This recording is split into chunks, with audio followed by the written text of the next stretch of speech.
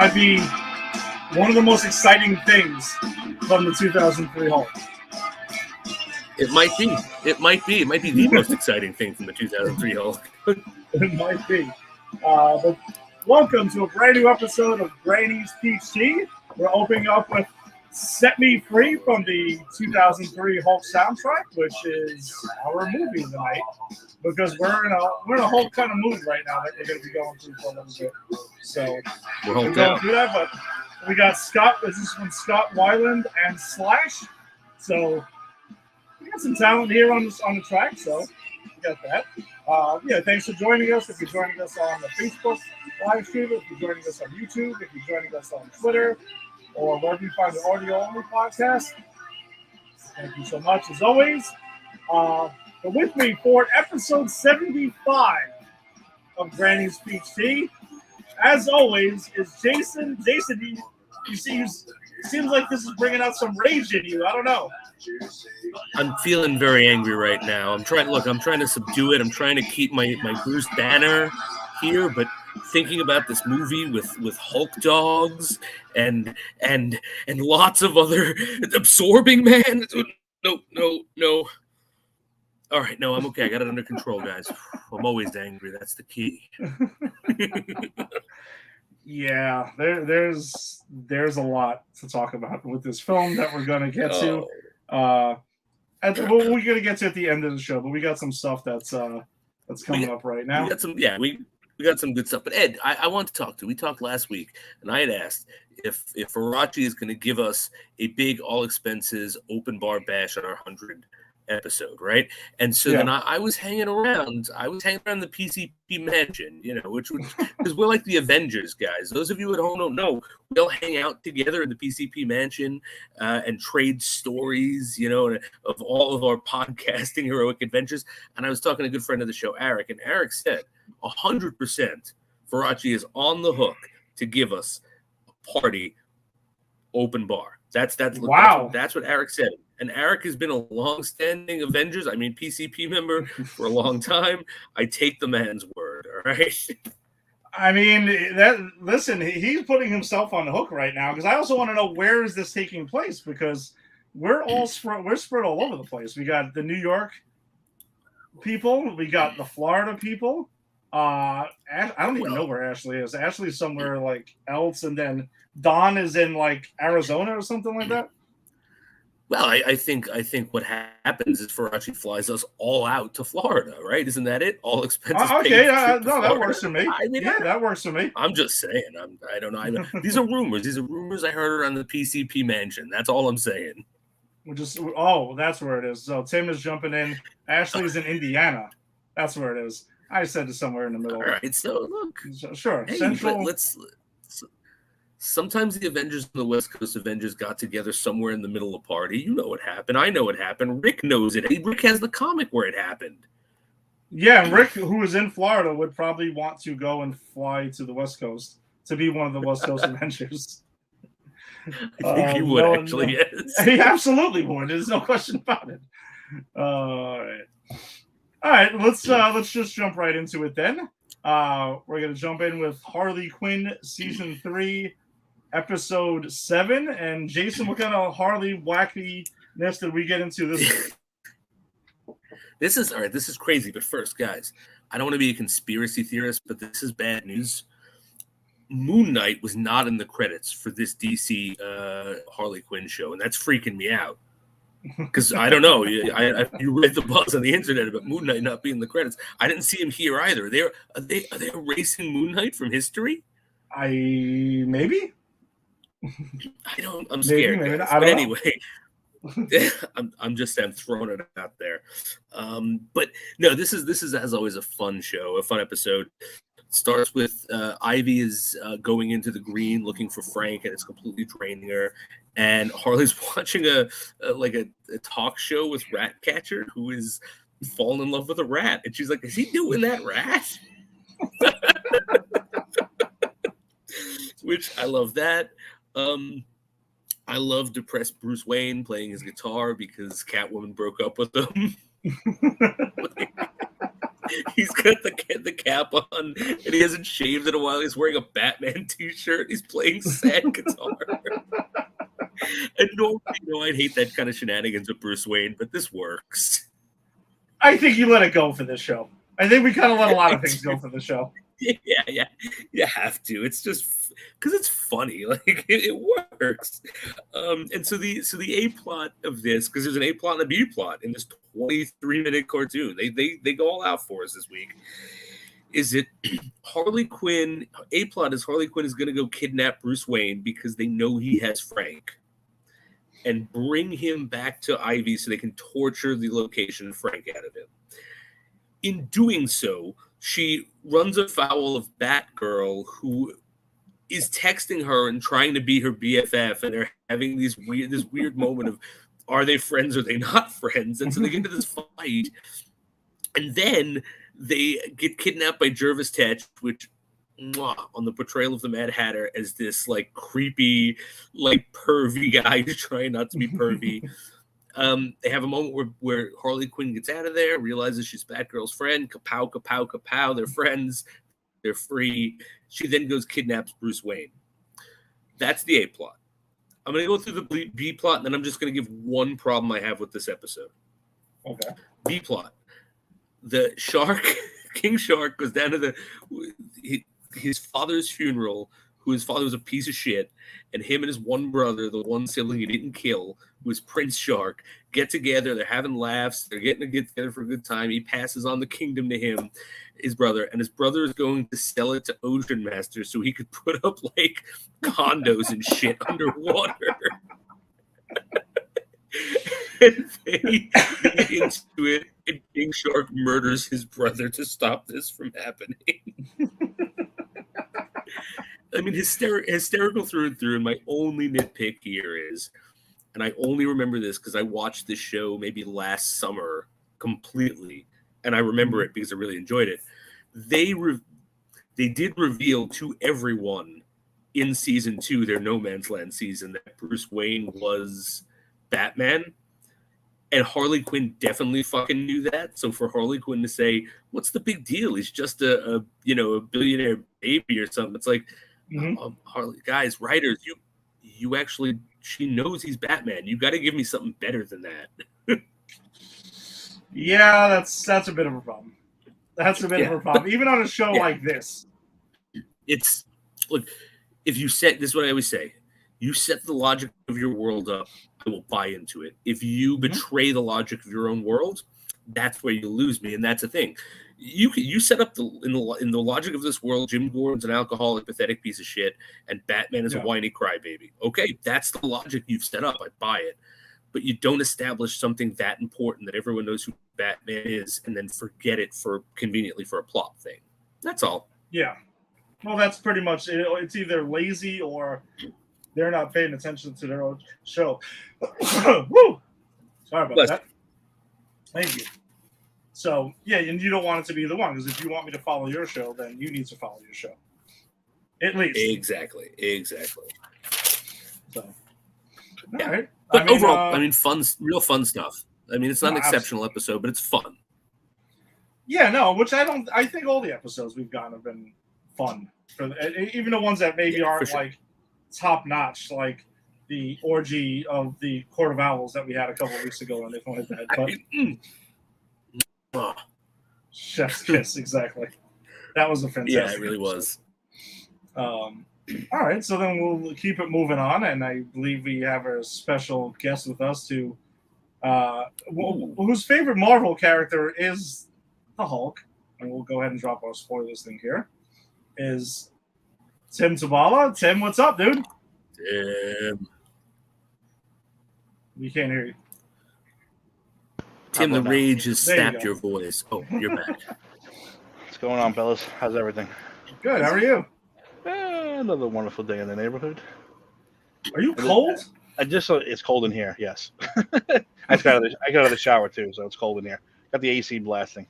Okay. But spoiler alert: you'll know about your 100 when we see what happens with our 100, because we're vastly approaching. We're 9 away. Oh wow. Okay. So if we get nothing, Ooh. don't expect anything. Even though we've So been dropping Tim, hints so for then like 20 episodes.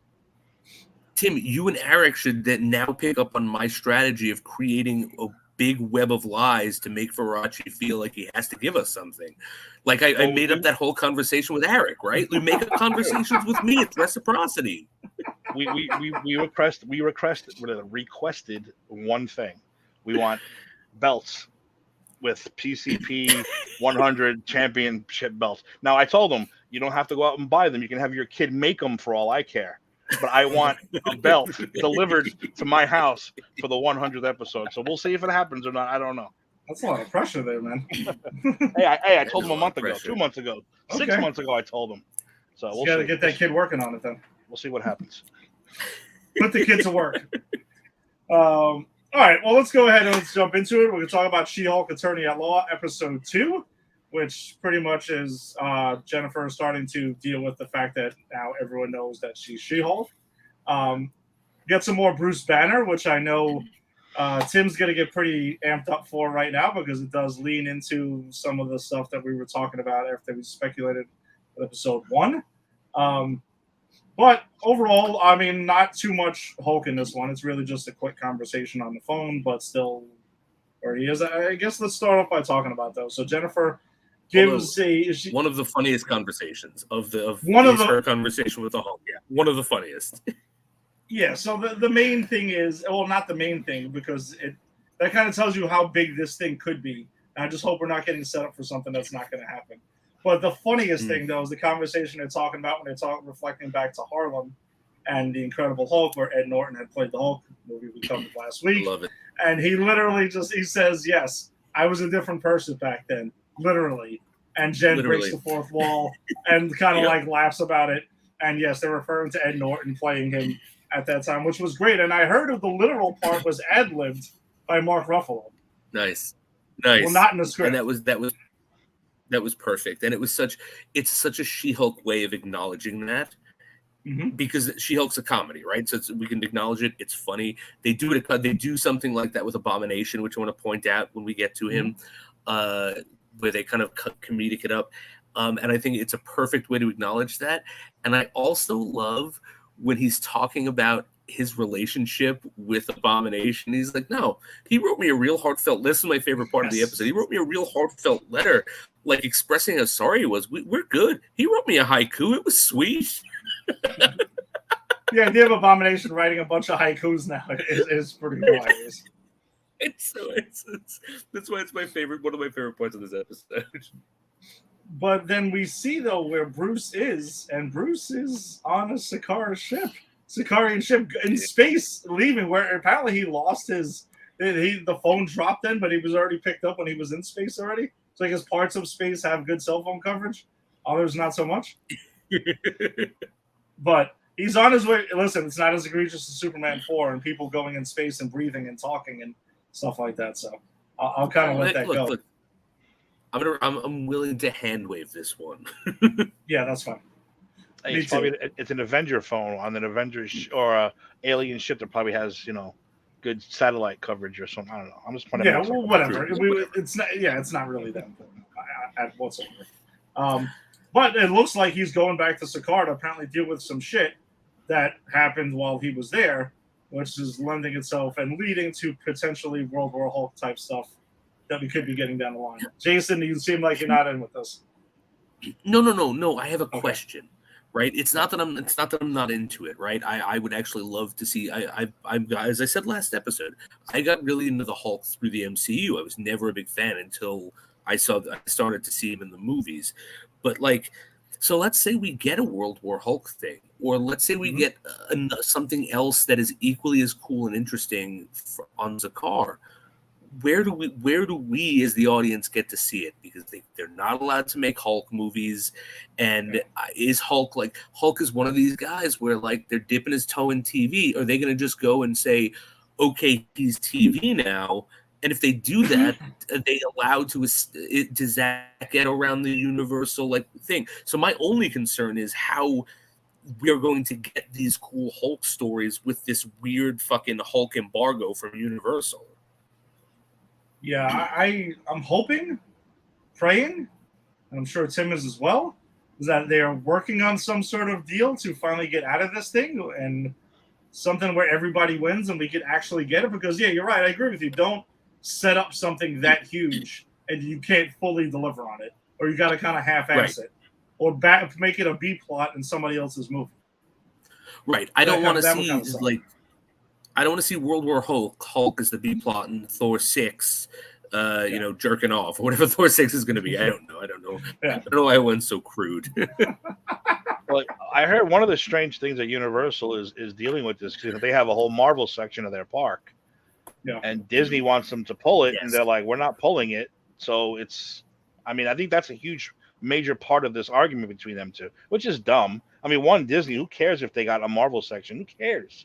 Yeah, it's not like they're not going to go to yours all of a sudden. Yeah, it's been there for years. It doesn't make a difference. It's not going to mean anything. Yeah. What's the big deal? They allow them to have your shit at your park. You get the Hulk back. Magic happens. It's simple. Well, it's also though it is the distribution thing, because Universal knows that if they put out a World War Hulk movie, that's going to be $1 billion movie, and they're like, we want our cut. So, but you know what the funny thing is, isn't there a clause where they're supposed to make something or attempt to make something? If not, it reverts back to Disney. They haven't even attempted to make it, unless all his appearances in the other movies count as a. I don't know. I don't know how it works. It's complicated because from what I understand, they also did own the rights to Namor, the Submariner, who clearly we're getting in Black Panther: Wakanda Forever in 2 months. But didn't he come back with Fantastic Four? Wasn't he part of that crew? Galactus, Universal had Namor the Submariner, not Fox. Fox had it. That's right. Fox did, not. So there was some weird thing. So I wonder if that also works, where he's in a Black Panther movie, but he's not. Is not a Namor the Submariner movie? Yeah, so it's just like a Universal. What are you doing at this point? And the thing is, I think Submariner. Who cares? Like, we're not going to get a Submariner movie. I don't think he's that big. But I think the issue, Tim, because what you had said, because I do know a little bit about copyright law stuff, the having to do the movie only is if you have, because you're buying or leasing the copyright from the original creator, right? So you have to do something with it every X amount of years. But they don't own or lease the copyright on the Hulk. That's why MCU can do whatever they want with the Hulk, as long as it's not a Hulk movie, because it's weird. They own the distribution rights. So they don't own the character or the movie. They own the money you make on distributing the movie. Mm-hmm. It's like a weird technicality. So I have no idea how you would go about to reverse that. Well, that's what we said last week, that Universal can't make a Hulk movie because they don't have the rights to make the Hulk movie. But Marvel can't. Marvel doesn't want to make a Hulk movie because they know they're not going to make any money off of it, because they're going to sink all this money into it, and distribution-wise, they're going to lose it. So it's completely just throwing it down a bottomless pit. So, and you think Universal would be like, take a key from Sony, like, we could either hold these rights and not let Marvel do it, or we can make $500 million for the Spider-Man, like they did off Spider-Man or whatever, how much they made off those movies. But they're dumb, I guess. Seriously, it doesn't make any sense. Well, I think the reason might be a little bit different because Sony owns the rights. Besides distribution, they own the rights to use the character. Mm-hmm. So Sony can still make Spider-Man movies without Marvel. They know that people don't trust them as far as they can throw them now. So therefore, we know they need the MCU to make the movie for them, essentially. And they'll pepper in some stuff like the Venom thing into the post-credit scene in No Way Home. I'm pretty sure they were the ones who allowed Andrew Garfield and Tobey Maguire's Spider-Man to be in that movie, because that's something they own. So they're able to work with them. Universal doesn't even own that much of it. It's strictly distribution, zero creative anything. So it's a weird deal. But they should just strike it. They should strike a deal like, all right, you get like 15% on the distribution, the MCU gets the rest, because 15% of 100 billion, whatever the fuck that would make, is still huge. I agree. But here we are. So I'm just hoping, though, that they do pay off with this somehow, some way, in a big way, and don't get us all hot and bothered for a World War Hulk movie, and then we get like a half-ass effort. But I don't know. The MCU usually delivers on this stuff. But yeah, so we get to see Jen's family also, which we don't get to see a lot of the banners at all in anything else. It's just Bruce, and that's it. Tim, you might be able to. Oh, actually, one of you guys give me a hand with it. Who plays her father? Some stranger of some perfect Cousin Larry. strangers. Cousin Larry. Yeah, cousin Larry from I just don't remember his Baker name or something like that. Yeah, Mark Baker. I think his name is Mark, something like that. Yeah, 3 names. Yeah, I'm kind of like this guy looks Mark really Baker. familiar, and I couldn't place him. And Mark then when I Lynn looked it up, I'm Mark like, Lynn holy Baker, shit. that's his name. Mark Lynn Okay. Baker. Cousin Yeah. Larry. That was nice to see again. I used to love Perfect Strangers. I was happy to see him. I did too. I like that actor a lot. He's big in the musical theater. Like he did a lot of musicals in the 80s. Yeah, so like I love that guy. I'm glad to see him in the MCU. Yeah, and he has a lot of heart in trying to genuinely show, like, besides her whole family, it's kind of like it's played for jokes that, you know, about her being a hero, and because she's out being She-Hulk just as She-Hulk, and that's it. So there's a lot of that in this episode.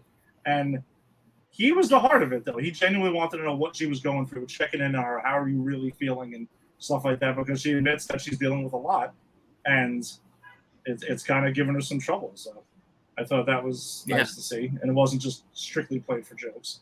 But earlier in the episode, Jen she pretty much gets let go by her current firm because there's, like, you know, this is a bit of a distraction. Like, you're a circus, you're a sideshow. What a terrible scene too, because she's like, he's like, well, her boss comes to her and he's like, well, you lost the case because and it was a technicality. They said that because She-Hulk saved the jury's lives, they're biased, and that's why she won the case. And she's like, but my case was flawless. And he's like, yes, it was. And she's like, oh, okay. And then he's like, well, you're fired. And she's like, well, what was I supposed to do? Let the jury die? Was I not supposed to interfere and just let people die? And he's like, no, you did the right thing, but you're a liability and you're fired. And I think the fact that it was framed like that, like, you are literally being fired for doing the right thing here. And I think that's really what kind of sets this character off on this arc, which I really enjoyed that moment. Yeah, because she was, you know, as we all know, you know, with great power comes great responsibility. So she was following that, but apparently it got her shit canned. And she's out, she's drinking and stuff like that. And then she ends up being approached by the firm that she beat in the case, you know, that she actually had beat. And they offer her the job because they want to pretty much open up their own superhero division. But she has to be She-Hulk. She can't just be Jennifer Walters walking in there. She has to be She-Hulk pretty much at all times. So they're kind of embracing what the other firm was trying to shun away, which I thought was actually interesting. And she gets her first case there, which is Abomination. We see him in this cell in his, I think in Agents of S.H.I.E.L.D., they said that it was like in Alaska. It was like a S.H.I.E.L.D. prison and stuff like that, or somewhere, or some place that was some really, really far away. But yeah, she gets her first client, and that's who it is. It's Emil Blonsky, who apparently has found a way to transform back and forth, because we can really see that in Incredible Hulk. As soon as he became Abomination, he was Abomination, and that's it.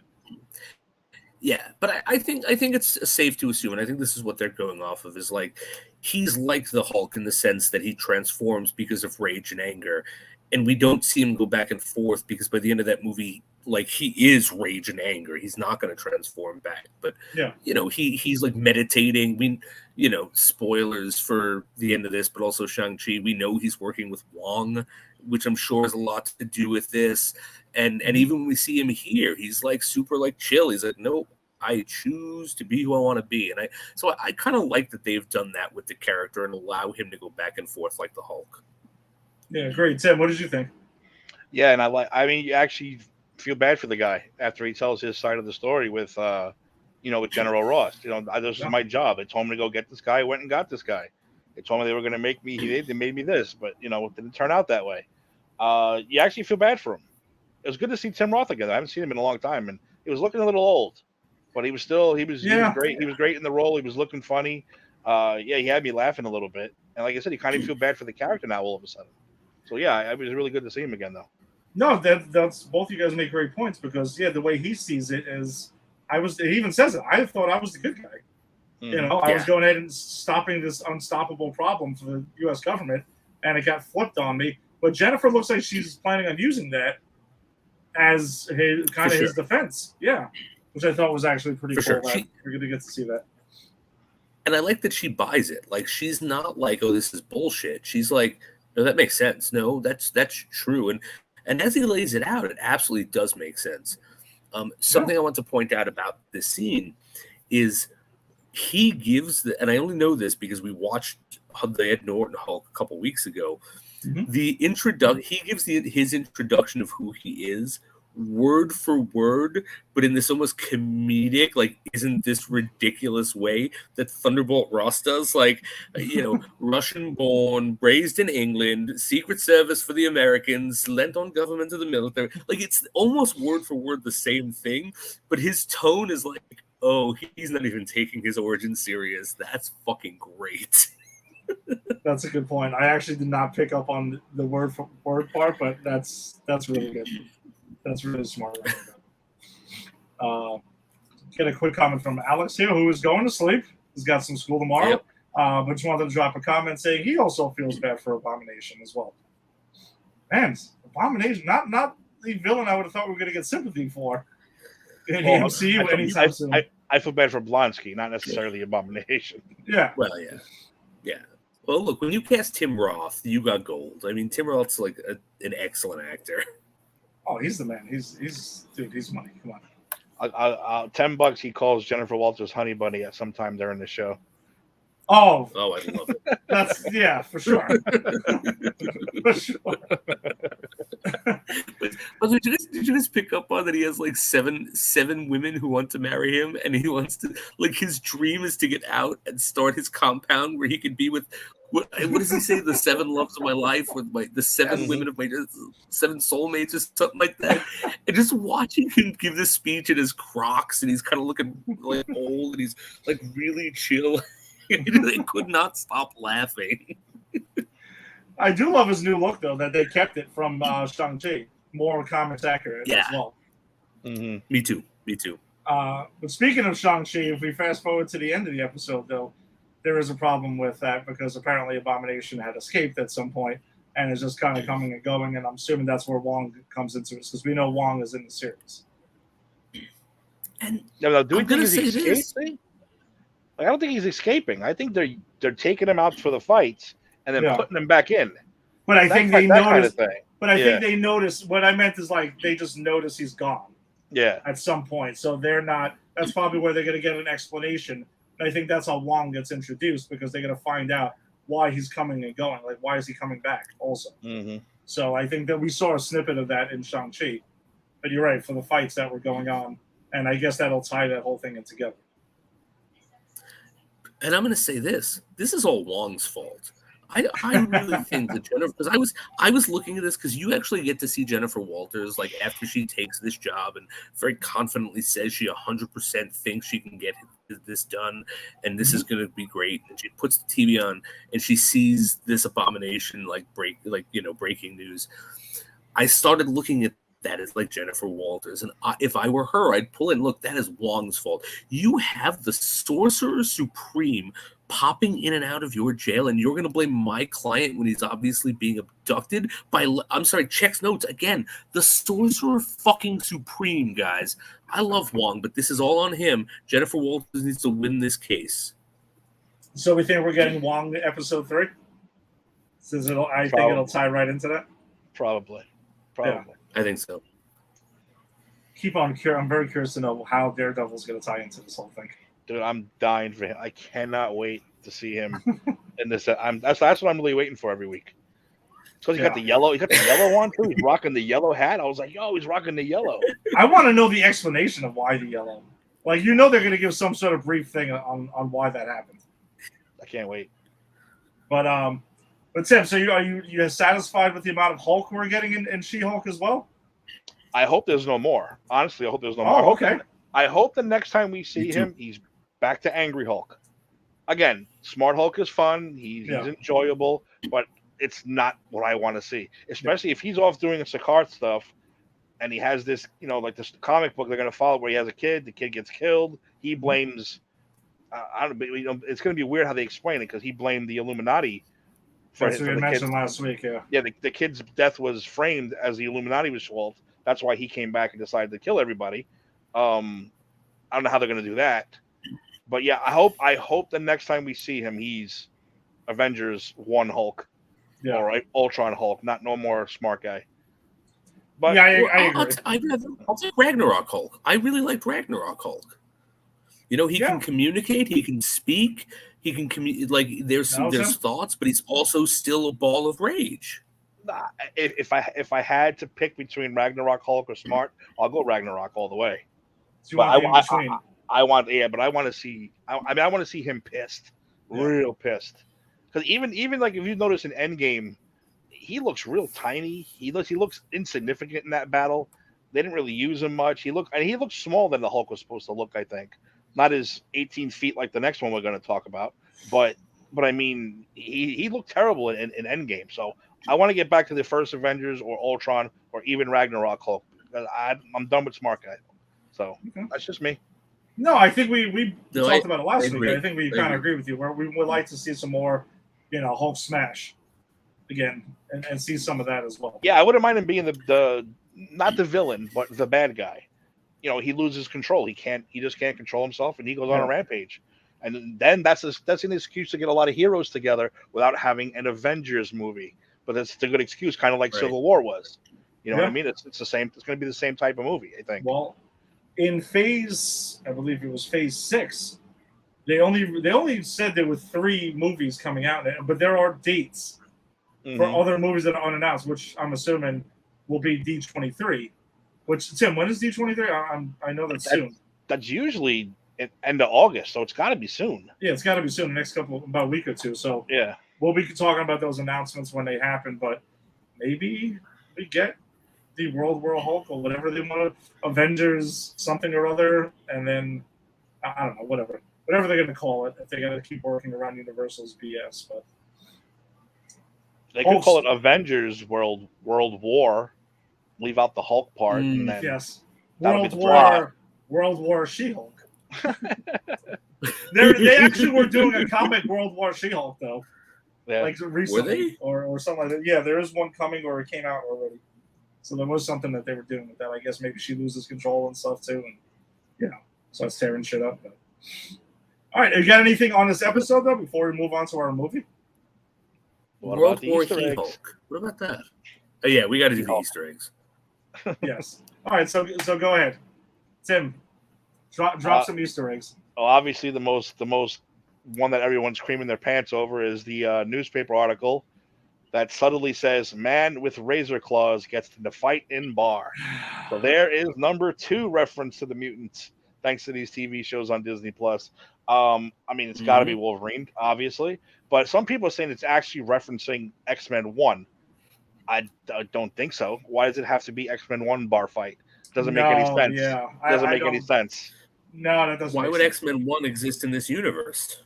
Plus, he's Wolverine. He's going to get bar fights. It doesn't matter where or when. You're trying to tell me it's the only bar fight Wolverine's ever got into? Yeah. So that was everyone was creaming their pants over that, and then finally they acknowledged that there's a giant statue sticking out of the ocean from Eternals. They finally acknowledged that that's actually going on. And those are the 2 big ones that I saw on the computer. So, but yeah, you knew it was going to come. You knew Marvel is very good with their continuity and their not leaving shit out. It might take a while, but they get around to everything eventually. I forgot to mention last week, and I'm going to admit I didn't catch it on my viewing before it, was the QR code in the bar where Jennifer Walters is. Apparently you scan it. It's Savage She-Hulk number 1. You get Savage She-Hulk number 1. Yeah, it's pretty cool too. That's wild. Yeah, they did that in Moon Knight also. No, neither would I. No, I caught it. Yeah, I caught it because of the internet. They're like, "Oh, scan this," and I was like, "Oh shit, really? Okay, I'll try it." Did you scan it and read it?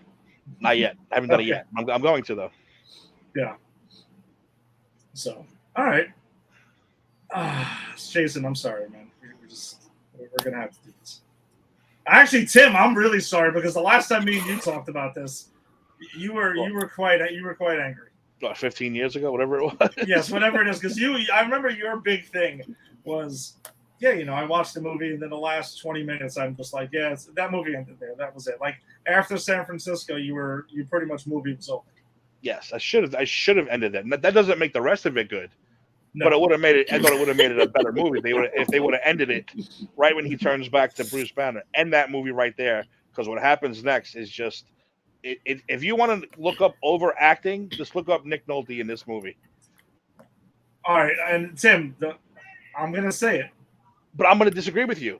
And not because I love Sam Elliott. I'm so happy that you're here right now. But I don't think he overacts in this movie. I think the two biggest ones are Nick Nolte and what's his name? Josh Lucas? Oh, for sure. Talbot? Yeah, that's overacting if I've ever seen it in my entire life. Yeah. He's horrible in this goddamn movie. I'll tell you this though. I will take all of their overacting over Eric, whatever the fuck you want to call Eric Bana is doing in this movie, because he is awful. He is absolutely. He looks like too much like Adam Scott for me to be able to take him seriously anymore. I expect him to be walking to a Parks and Rec episode, but what was at least the actor playing Talbot made a choice. At least Sam Elliott made a choice. At least Nick Nolte made a choice. We're in a comic book movie. We're over the top. Eric Bana was just placidly reading lines. He was terrible. So, all right. I guess let's get Jason. Let's get into what we were into. Jason and I were having this discussion before we started. We went live, and I think we want to start here with this. Let's rewind back to 2003 when this movie was released. All right, so it's a year after Spider-Man hits, and now it's like the big next summer Marvel thing is going to be Hulk. It's got I do like the poster for this movie. Like the poster is pretty cool and stuff, and I remember Tim being excited. I'm excited. We're getting all hyped up, and then we see this thing, and this is kind of like, all right. So you hire Ang Lee, who I didn't personally know too much about at the time, and you can see, I guess, what was he going for? Like, what was the intent for what was he shooting for? By the panels and stuff was a living comic book movie. A living comic book, right? Yeah. Now, back then, I feel like I appreciated it because we never saw much like that. Upon rewatches, I fucking can't stand it. It annoys the shit out of me. I'm going to say this. I don't think it works at all. I'm not willing to beat this movie up for it because as you said, go back to 2003. We've never seen a movie try to be a comic book. This fails. Because comic books, you don't read them like that. Your eyes don't go like in this rapid pace. So it fails in what it's trying to do. But I actually think there are like maybe 2 or 3 scenes where I think it works. And if it was only using those 2 or 3 scenes, I think we'd be having a different conversation. But it's literally every other scene. It's maddening how often they try it. But I'm not willing to beat it up for it because at least it had a vision. It tried something. It failed. And it tried what Sin City did and did well by literally going, how do we make this a comic book experience? But it was shitty. But again, I'm not willing to beat it up for it just because at least it had an artistic vision. Yeah, and I think that's where you hire Ang Lee. By the way, Kevin Feige produced this movie. So let's not. Yeah, I know. It is kind of stunning now that we know where we are right now. In 2022, Kevin Feige was a producer on this film. So, yeah, Jason, I guess I agree that Ang Lee was trying something different. And Sin City was a couple of years after this one. Right, yeah. It wasn't too long after, right? It was like, what? It wasn't too long 2006? Might have been 5 or 6 or something like that. 2005, yeah. So I think that's the thing. I think these comic book movies at this point, and maybe the Hulk starts this, are trying to give the viewers the comic book feel. And that's something we praise the MCU for. Now, how the MCU does it is they create a huge universe where we feel like we're reading comic books again. But, I mean, I don't know. Credit where credit's due. It's the first movie that I think to try something like that. It failed. Okay. It was terrible. It annoyed the shit out of me, and I don't want to watch this movie again. But I'm just not willing to shit on it because of it. Okay. Tim, what did you think of that whole aspect? There's plenty of other reasons to shit on it. No, there's a lot. There are many reasons. 100%. Yeah. No. Yeah. I think I felt like that back in the day too. I did not like it back in the day even. I was like, I don't know. It threw me off. I really wanted to like this movie, and I was trying to force myself at first, and then it's just like, no, I can't do it. I even bought the DVD at the time to force myself to like it, and I'm like, nope, can't do it. Oh, I own a DVD. I still had I kept it because I want the second disc. Because I remember all the Marvel movies back in the day came to the second disc. Yep. And there was always the origin story of the character on it. Yeah, they were smart with that. Second discs were always great. So, but I don't think I ever watched the first disc. I think I just went to the second disc, all the extra stuff. Yeah, Tim's thing was he had the Tim cut of this, and he would end it at San Francisco. End it. Walk away. Just walk away. That's it. I'm out. Good night.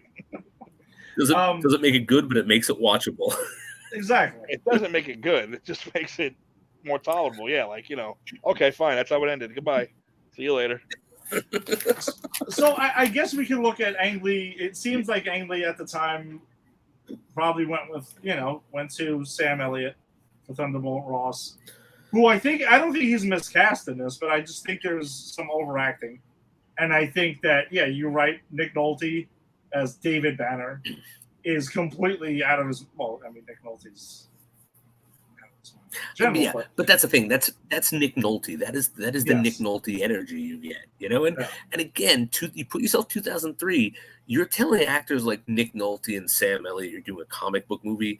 These guys probably know the fuck. They don't read comic books. Oh, okay, so we gotta anchor it up. Like, I'm willing to blame their bad performances on Ang Lee not knowing how to direct this. And that's kind of what I'm getting at. That's kind of what I'm shooting for here is that I think Ang Lee is a lot to blame for a lot of this because, all right, you went with the artistic vision of trying to make it look like a comic book, but then we get Hulk floating over time, and I think he's just like gliding places and stuff, and he also seems to do this a lot, like he's a pouting child throughout a lot of scenes in it. I'm like, what? Why do we keep going back to this?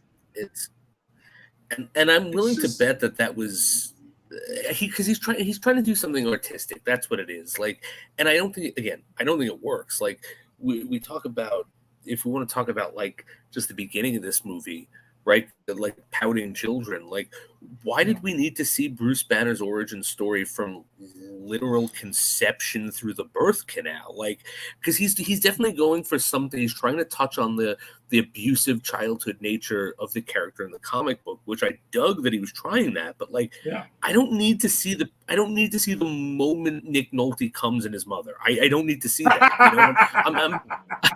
I'm exaggerating. I'm making a joke, but like, you literally see her screaming on the bed as she's pushing Bruce Banner out. It's like it's the first 15 minutes of the movie. It's terrible. And I think that's something too, is that because I wanted to tie in what Ang Lee was shooting for, and Jason, what you had mentioned last week was what you said you enjoyed Incredible Hulk much more this time around, but I also do think Incredible Hulk is very much a response to the reception of this movie, which Ang Lee was trying 100%. To go psychological with this and get artistic and dive deep into Bruce Banner's psychology and his connection with his father and the abusive childhood and everything. But I just kind of think it starts going into weird places, like all over the place. How can you make because I think my biggest knock for this movie is it's fucking boring. How do you make a boring Hulk movie? It is. It's horrible. You know that I was looking it up. The writer, James, I want to say Seamus. It's spelled that way. And I'm looking up into his whole history. Yeah, this dude don't know shit about comic books. Nothing. Because Benji he wrote. And he was part of Crouching Tiger, Hidden Dragon, which of course put Ang Lee on the map. But every other movie I'm looking at looks like an artistic, low budget, no star having. You can look it up yourself. Yeah. So how would you get this guy to write a comic book movie? Just because he wrote Crouching Tiger, Hidden Dragon? Who cares? I mean, my guess is Ang Lee probably went to his guy and was like, you know something about comic books. Who knows? Maybe the guy is a fan. I don't know. No, but this guy's probably like, I'm gonna take this simple guy who becomes this monster, and I'm gonna give him a great backstory with abusive father, and his father actually is the one who technically made him the Hulk by injecting him with all this shit, and he was waiting 30 years for him to get angry. It's like, what the fuck are you talking about? And that's my biggest problem with this movie. And it's that Ang Lee and this writer and whoever made this movie fundamentally do not understand the character of the Hulk. Like, he's adopted, and yeah, that whole shit where he watched his parents. And I want to say this: Thunderbolt Ross is the biggest fucking villain in this movie, with the way he treats Bruce Banner, knowing that he was adopted and watched his father murder his mother, which he does in fact know, and admits to just casting him aside. That's a different story, but the fact that he's adopted, the fact that they made so many alterations to his past that this doesn't even feel like Bruce Banner to me. Like, I like the whole thing. Like, okay, so his father's the reason he transforms because it's a metaphor for abuse. But it's like, I don't. Did he have to be adopted? Did he have to watch his mother be killed? This isn't like. This is like, what's his name? Like John Svitsky or something like that. And like, he's not even called Bruce Banner in this fucking movie. He's got a different last name. It just feels. It doesn't feel like the Hulk at all. Yeah, I think it's Bruce maybe that's or it. That he goes by. Some shit like that. But Jason, I'm with you, and I think I personally don't like the fact that his father in this movie, his father is the one who, and I know I get the metaphor, like what you're saying, but I also think it takes away from Bruce being this awesome scientist that had the accident. Agreed. Because it really kind of just undercuts Bruce's whole thing of being like a brilliant scientist and everything like that. It's just like, well, really, your father was the brilliant scientist, and you just happen to be the guy he was experimenting on and threw the whole thing in. So I don't like the fact that it undercuts him. And you're right, it could be anybody. It didn't have to be called Bruce Banner. It could be anyone. And that's what we got. And are we to believe that his father was sitting around like one day going, one day my son's going to get infected with gamma and this is going to work. Like one day my son's is going to have an accident with gamma radiation. Then watch what happens. Really? Like, are you supposed to believe that? Yeah. It's a bit far-fetched. It's a ridiculous premise, a ridiculous story. And the whole story itself is just garbage. And then also to the, like, talking about like all of these weird we're supposed to believe. So we're supposed to believe that Thunderbolt Ross was the guy who sabotaged Bruce Banner's dad's stuff and caused Bruce Banner's dad to kill his mother. And him and Betsy Ross were on the same base, and just so happens they ran into each other and met and become lovers. It's all this whole movie is predicated on ridiculous coincidence. Mm-hmm. Yeah, I just felt like the writer pretty much, or everyone involved really, felt the need they had to like tie everyone so tight together, which is like partially my criticism for Batman '89, where it's like you have to make Jack Napier kill Bruce's parents. You don't really need all of that. Like, part of the thing with the Hulk is, dude, it was accident. Fucking just happened. That's it. It's a gamma accident. He's turned into this. That's that. We don't need everyone tied together. And Ross didn't really hate Bruce Banner before he got to the accident. He hated him afterwards. He became the Hulk. This Thunderbolt Ross just hated the entire family. Yes. And hate science. I hate science. I hate everybody. It's like, dude, it's a little ridiculous. Maybe he had a science teacher in school that like picked on him or something like that. I guess so. It's just like no more science. Science is done. I agree, because way before he knows that Bruce Banner's the Hulk, he's like he's gotten the same work his father did. His father's a piece of shit. He's a piece of shit. I kill his father. I'll kill him. It's like, whoa, dude, calm down, man. You don't even know this guy's a monster yet. Yeah, I won't say overacting. I will say over angry. The dude's angry 24/7. It's like, dude, calm down, man. Take a pill or something. I'll give him credit though that the casting of the younger Thunderbolt Ross, I can buy that with Sam Elliott as a younger guy. That was actually impressive. Sure. That was impressive. It was. And also the younger Nick Nolte. I was buying that was Nick Nolte when he was younger. At least, the same character there. Nick Nolte, dude, is just so he's so distracting to it. I watched it this morning. I told Jason it was on Sci-Fi, so I taped it real quick. Was it a 2.5 hour movie? I watched 40 minutes of it because I just wanted to get the basic parts down, and I was like, I can't watch Nick Nolte. I cannot watch him in this movie. It's pain in my skull watching him in this movie. I will give the movie at least somewhat of a nod to say that their Betty Ross has more to do than the Betty Ross. I was going to give my hot take that I think this Betty Ross and Jennifer Connelly acting as Betty Ross fucking 200% better than what we get in the Edward Norton Hulk movie, because she has stuff to do in this. She's not a fucking idiot in this. And Jennifer Connelly, I just think, connect circles around Liv Tyler. I have nothing against Liv Tyler. I just love Jennifer. I agree. So I think she is the one bright part of this movie. But her getting off the helicopter at the end, hot. She looks real hot in that scene. I was like, ooh, she's hot in this scene. Liv Tyler, I was like, Not Liv Tyler for you? Not Liv Tyler for me. I was like, ooh, look at Jennifer Connelly getting off that helicopter, man. Maybe because that was the end of the movie for me. I was like, ooh, the movie's over. But it's the best. Yeah, I was like, ooh, she's hot here. But yeah, no, this Betty Ross I think is much, much better than what we get in The Incredible Hulk, which I still do think was very much a direct response. And I also think it was confusing for people when The Incredible Hulk came out, because that movie where we pick up Bruce Banner kind of would seem like it alludes to it's a quasi sequel. I was confused. Quasi. That's my question. We know it's not, but we know now. But look, I'll go back to when I saw Hulk and not this, the good Hulk, Edward Norton, Incredible Hulk in the theater.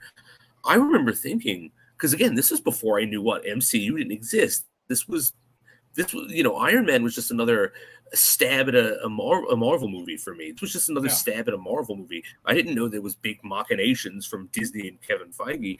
So I watched that and I was like, oh, this has got to be the sequel to that shitty Hulk movie I hate. Oh, well, this is better than that. I like this, but you're right, it's not a sequel, but it leaves off. It very well could be with how this movie ends. Well, if you came into the theater after the opening credits, you walked in just where Bruce Brant, he wakes up from his little TikTok thing, then I could see it as being, wow, this is a sequel.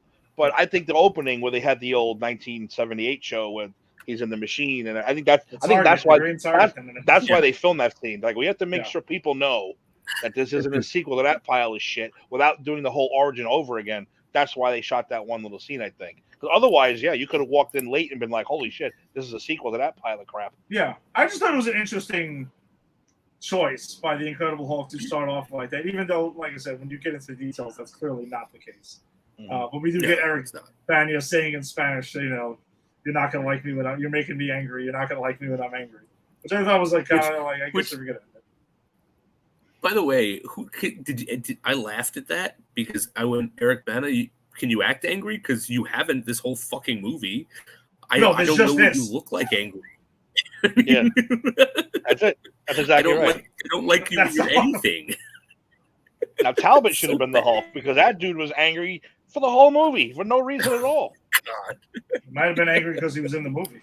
I guess so. Fucking horrible. Yeah, he's good in other things, and Eric Bana is good in other things. There's other movies. I only know him from this. I'm sure he's fine. I got nothing personally against him.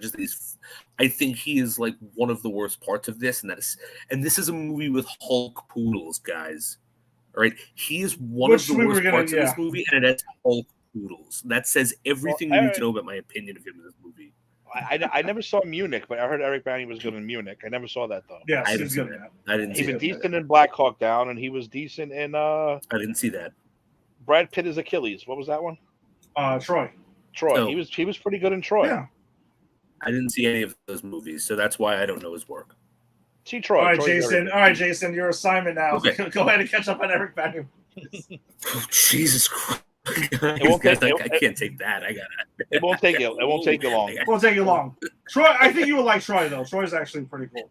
Brad Pitt's pretty badass. Like Troy because I also really like stupid adaptations of ancient literature, like that piss people off. I kind of like it because I have read that stuff, but I kind of like the commercialization and stupidity of the stuff. But anyway, so I probably would like it.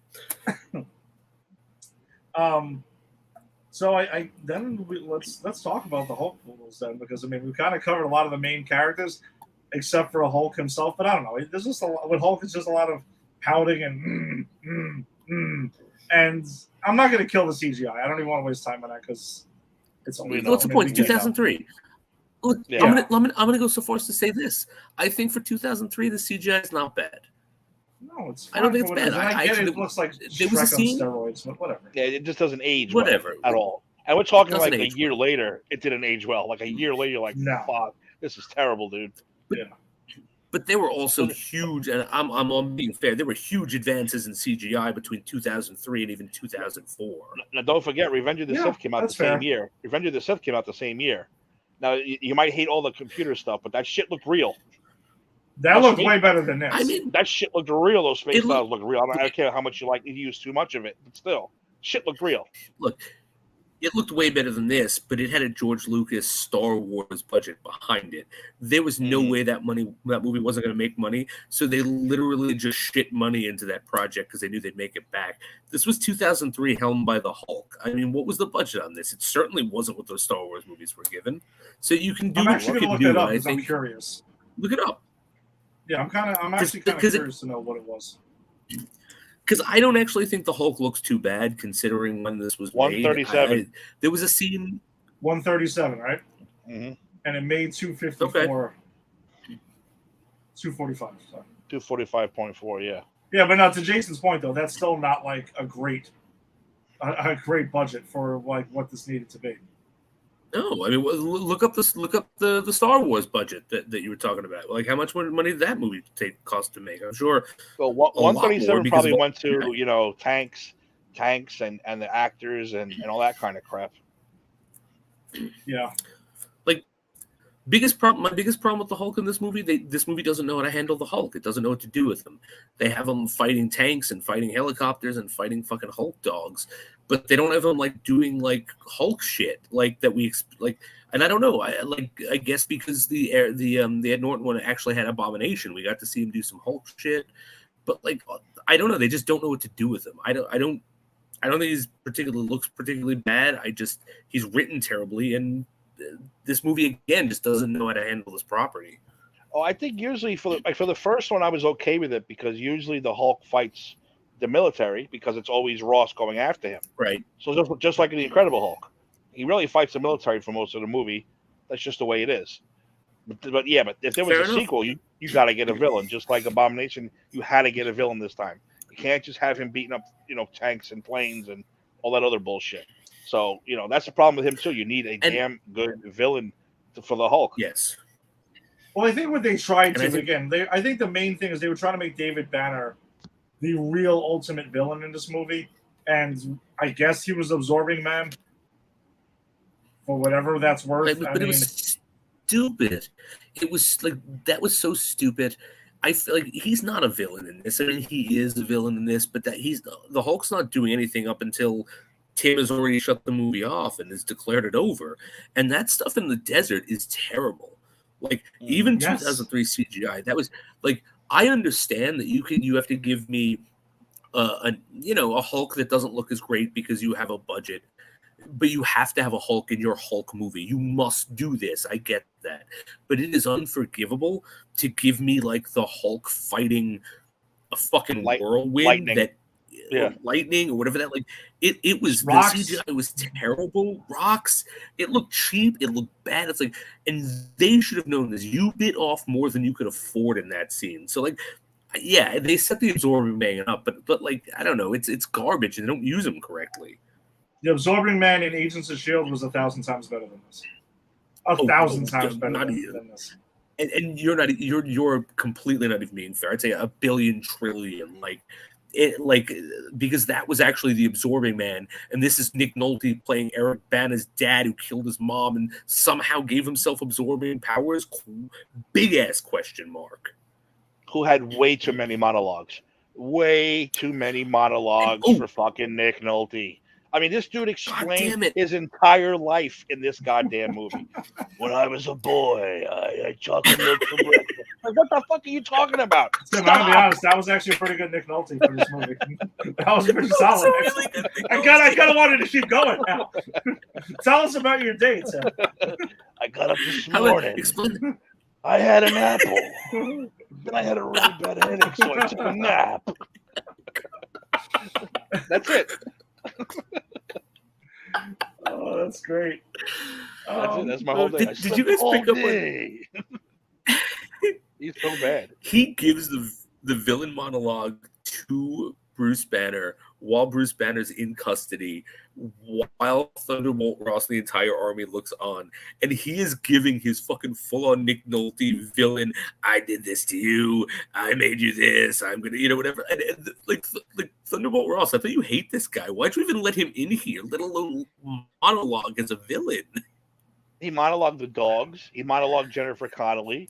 He monologued Bruce constantly. It's like, what the fuck is going on? That was his evil villain superpowers, that he would just hit people in monologues. That's what they should call him, Monologue Man. They call him Monologue Man. Monologue Man. Completely changes my whole idea of the movie now. All right. When I was 7, oh shit, he's got us. We can't leave. Yeah, we can't leave. No, we danced around it. The Hulk dogs. The biggest fight that the Hulk has in this movie is he fights, what, 4 or 5 dogs, and one of them's a poodle? Yeah, you know what? All right, listen, we all hate the Hulk the poodle dogs. I took me get out of it. it.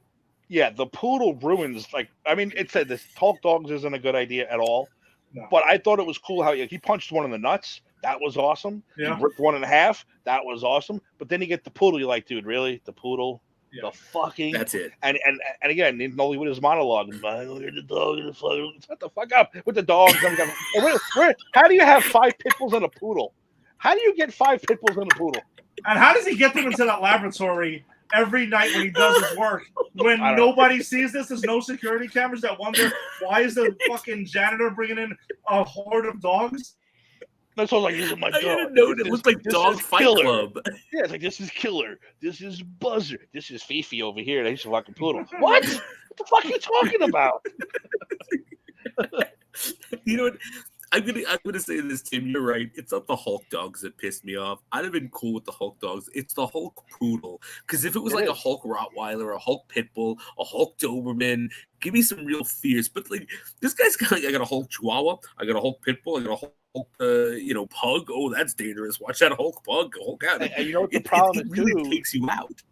It looked just like the dog from The Mask when the dog put the mask on, the Jim Yes. Carrey movie.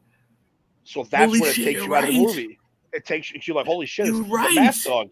Yeah, that's what it looks like. So you're like, oh my god, right. why they copied this right from The Mask? Yeah, that's really So, bad. No, but like That's you say, really I watched it today. He gets the dog by the back legs and he punched it in the nuts. I was like, that's fucking cool. Rips one in half. That's cool. And here comes the poodle. You're like with the droopy eye. You're like, really, dude? I don't know. And don't forget, we have forgot one thing also. He gets angrier. He's about 15 feet, 30 feet tall now. Every time he gets more angry, which is completely What is that stupid. about? What is that about? And the taller he gets, the dumber he looks. Yeah. It's kind of like maybe you want to keep him in the shadows when he's fighting the Hulk dogs. And by the way, Jason, I thought of you when I was watching this because I know you had commented on his hair in The Incredible Hulk. It's much worse in this movie. I don't know what that is because when he turns back to Banner, his hair looks nothing like that. It's just his Hulk hair. The only movie, look, only Mark Ruffalo's hair works on the Hulk, apparently. That's what I'm going to say. And then when he turns back into Banner at the end of the movie in San Francisco, it's like purple basketball shorts, I guess he suddenly has on. Dude, he has the lizard thing. Yes. No matter what he's wearing, they turn purple. Like, well, dude, it's like, all right, calm down, guys. Calm down. That's the gamma radiation changing colors of clothing. Come on, Tim. Oh, it turns it always purple. We always know that. It always turns purple. It's like, all right, let's calm down, guys. You got the lizard with your coat. Oh, man. It was really a rough watch, man. This movie was really, really tough to get through. I watched the whole thing this morning, 40 minutes tops. And I only watched like the Hulk parts, really. I watched the first half of this movie a couple of days ago, and then I came back and had to watch the last hour and 10 minutes earlier this today. Which the last 40 is Nick Nolte monologuing. Yes. Oh yes. My God, it's so bad. I don't know when was the last time I even watched this movie before before now. It's been a really long time, which is why I was partially curious to go back and watch it and see what I thought, if I still hated it as much as I eventually did. Because Tim, I'm with you. When it first came out, you're Hey, we're going to movies, opening night. We're going to see a Hulk movie. Okay, cool. And you're like, man, I really want to like this. And upon rewatches, it starts falling apart little by little by little. It's a shame. I said I bought the DVD, like, then all right, I'll watch it at home, watch it again. And I was like, wow, this is a waste of money. Thank God for this, too, because this was a big pile of shit. It made no sense to me. Yeah, see, my first Hulk, and I've only seen this movie twice. First time I watched it, and then the time I watched it for here was I borrowed it from a friend when it came out on DVD. I watched it. I was especially pissed off because it was one of those DVDs that I really hate where they don't let you fast forward or skip the 20 minutes of previews. So every time you want to put this movie on, you've got to watch 20 minutes of previews. So like right there, I was pissed off. And then I watched it, and I was like, Hulk dogs, Nick Nolte's the absorbing man. That's not even Bruce Banner. I literally called the person who I borrowed it from, and I went, this is 2 hours of my life I want back. And even though I asked you to borrow this, I kind of blame you for this. Like, that's how much I hated this movie when I first saw it. I've kind of eased up on it now because I think it was just trying to do things that wasn't working, and it's not good, and it was a mistake. But like, look, I've seen worse for this podcast. I watched Amazing Spider-Man 2. That was worse than this. I might say no, maybe not Ghost. Ghost Rider 2 was probably worse than this. Oh, wow. No, but I don't know, Jason. I don't know if you believe that because, I mean, there is scraping at the door that happens in There is. Yeah, you're right. No one's scraping at the door in this movie. You're right. You know my love for cheese. That movie is probably worse than this, but it's way cheesier, so it's more fun. And then that's it. This movie's not fun at all. No, there is nothing. There is no joy to be had in this film whatsoever. Did you see how big he was when he came up through the manhole and when he was in the base? Yeah. And they were like, he was so big. I'm like, why? Why is he that big? He had to be at least 17, 18 feet tall. Tim, I wish I knew. It looks so ridiculous. It was like nothing's gonna beat this thing. I mean, I don't know. The taller he get, the more he looked like Shrek on steroids. So it was horrible. Oh man, I would take 78 Hulk over this thing. I'll take fucking Lou Ferrigno any day over Ang Lee Hulk. Oh, by the way, let's acknowledge right. it.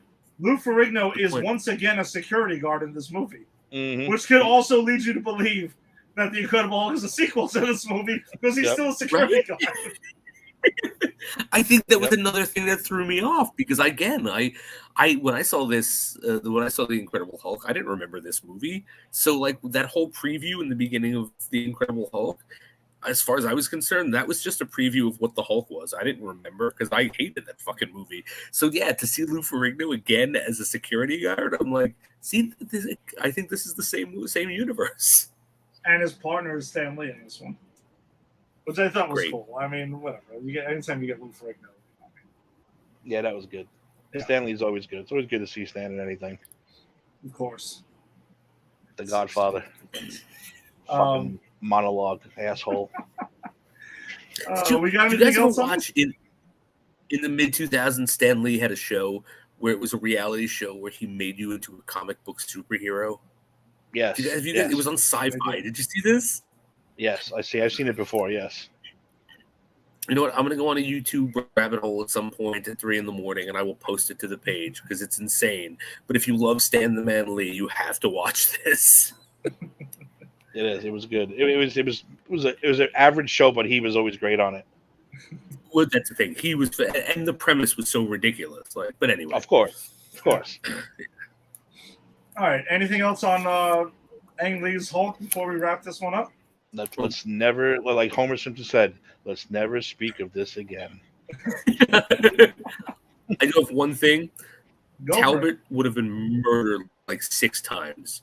The Hulk rips the shit out of Talbot like he rips the shit. Like in Incredible Hulk, Tim Roth gets ripped the shit out of, except Talbot doesn't have super soldier serum. There's no way in hell that guy's still alive. That's it. Mm-hmm. And now, I agree, Tim, let's never talk about this again. And there's a better. By the way, it was also much better Talbot in Agents of Shield as well. Another character they got improved upon in Agents of Shield from this movie. He's a reoccurring character? He's like a real character. I didn't know he was a real character. Like a real Hulk character? No, Talbot's a real Hulk like character, but they used him in Agents of Shield a little bit differently. Which is why everyone was kind of like waiting for that connection to be fully made in it, but they don't quite go there. Fuck. I got a whole question for you guys. You ever think we see Doc Samson? Like, because the Hulk has some obscure people. You ever think we get to see Doc Samson in the Hulk property? If they make a movie, yes. Yeah. I think if they get to actually do another like Hulk movie, then I think we might get it. Yeah, if they get the rights back, I think they're gonna that's gonna open the doors to a whole lot of wacky shit. You know, I mean, and we get Betty Ross again. Maybe get Betty. Maybe what happens. Maybe we finally get my Red Hulk that I'm dying for. Because who's the best guy to fight the Hulk? That's fucking Red Hulk. A pissed off Ross becomes Red Hulk. I think that's the coolest shit ever. So I just wonder where they would go with that though. Now that because William Hurt passed. I know. Well, recast him. Yeah. Bring Sam Elliott back. Sam Elliott. Just tell him, dude, don't be so angry this time. Don't be so angry. Just be chill. Just be your normal chill self, and you're good to go. Yeah, Nick Nolte monologues and screams, and Sam Elliott, you know how much I love him, but he's like, here's your coffee, fucking coffee, you know my coffee, the fuck. It's like, dude, calm down. 5 seconds, relax. All right. Well, that does it for us this week. Thanks for joining us, as always. If you joined us on Facebook, join the Granny's PhD Facebook group that we have. We got a lot of funny, wacky shit that all three of us and many others share, and we get into crazy stuff and there's memes and all this other stuff. So check that out. If you like what you heard, come back next week for episode 76. We'll be talking about the next episode of She-Hulk. Got some more Harley Quinn. And Jason and I will discuss what our movie or not will be. So we'll have to figure that out. So surprises there. Also, if you joined us on YouTube, you can go ahead and subscribe to Pop Culture Pros. If you're joining us on Twitter, follow at Pop Culture Pros as well. And if you're doing the audio-only version, subscribe to Pop Culture Pros. You got a lot of shows and cool stuff that's on there. If you're into baseball, you can check out the Empire 161 show. If you're a Yankees fan with me and Lisa, we'll be back hopefully Thursday night at 7. We got to double check the scheduling for all the shows first. If you're into the Mets, you can check out the Put It in a Book show with Faraci and Rodriguez and Keith. They did a great job of covering the New York Mets. You like Tim? You like what Tim brought? Tim has got the Just Too Sweet show. If you're into wrestling, him and Eric do a great job of wrestling. You got the A to Z show with Tim and Eric again. Unsportsmanlike Conduct covers all things sports. Faraci and Tim. And when is We Stomped You Out? When are you guys making? It's got to be next 2 weeks. It's this week, or I know this week's rough, man. This week is a lot of stuff going on, so I don't know. Probably next week. Okay. So yeah, if you're a New York Giants fan, come out, check out We Stomped You Out. So Disney parks. Check out Ashley on Skyliner Views, and also a bunch of pop culture stuff. Check out Don on Am I on the Air? Because we cross over some things, but you can check out. He's got some interesting things to say, and he joins us also. So, all right. Well, enjoy your week, and we'll see you next week. Peace.